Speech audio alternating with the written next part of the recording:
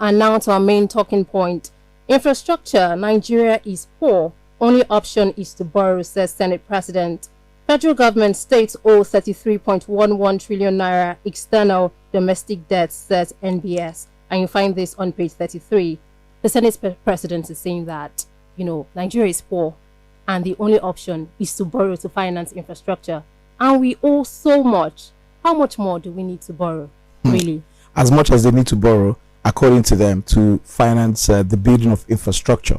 When they tell you that we have to borrow to build infrastructure, it sounds good to the ear. It sounds good to the ears. There's nothing wrong with borrowing money as long as you utilize the monies you have borrowed properly and you can account for them properly. But you and I know the country where we live in, these monies, are used for frivolities. These monies are used to maintain a very large retinue of aids. You see duplicity of functions, particularly in the public service, and of course the kind of democracy we operate in Nigeria. You just read out there, according to the National Bureau of Statistics, Nigeria's total debt stock as of March 31 is 33.11 trillion Nigerian money, and we're asking for more money. What do you want to do with the money? The president will point you to the rail that he's building, even up into Niger Republic, because his cousins are there, and the bridges all over the place, the Second Niger Bridge, and all of that, all of these things.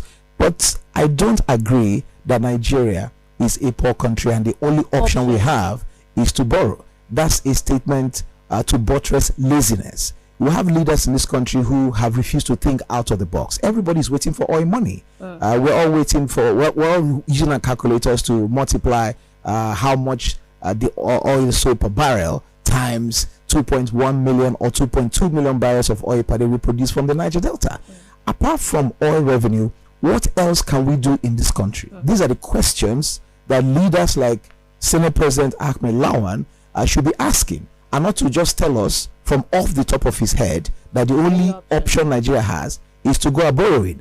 You remember the good old saying that he who goes a borrowing will always go a soaring. So that's just what we're doing. We're preparing Nigeria for, we're not preparing, we're already in it. So it's about time Nigeria and Nigerians elected leaders who will be able to think for this country, who will be able to look at how to harness over 200 million people to create the kind of wealth that should keep us from always approaching people to borrow money all the time, approaching China. Somebody said that one day Nigeria will become a Chinese enclave, with the way we're borrowing money and all of that. So is there nothing else we can do apart from oil, apart from waiting for the end of the month to go to Abuja to share proceeds from oil? Is there nothing else we can do? Where are the other monies we're generating in this country? The much touted non-oil revenue. We're diversifying the economy. We're now earning money through agriculture. We're not exporting A, B, C, X, Y, Z.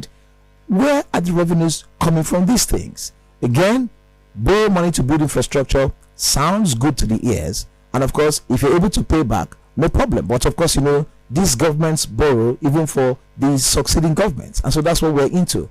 So these leaders should be held accountable. Nigeria is a poor country. It negates what this government is saying. They have pulled X number of persons out of poverty. But now we are a poor country. We are so poor that we cannot, fund ourselves. Of course, we know that the 2021 budget has to be funded. That's part of why they're borrowing this money. But how come we're being pulled out of poverty and yet we're so poor that the only option we have? The only option we have is to go and borrow money. Amelawan has also said this is not a time to tax Nigerians. Where's the money? You can't raise taxes at this time.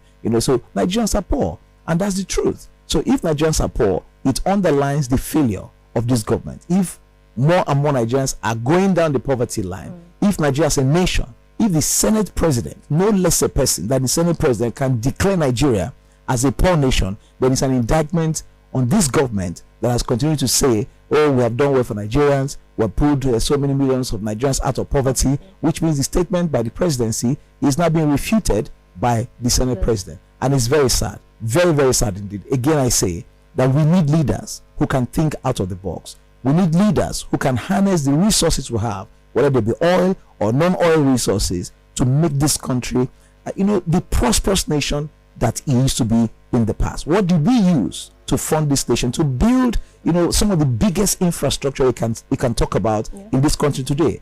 It was not even oil. We had leaders who could think.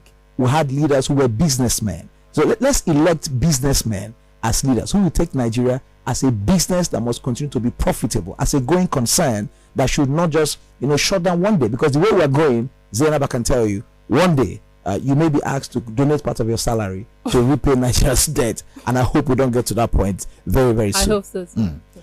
Did you enjoy this video? Hit the subscribe button for more, leave a comment, and like. Thank you.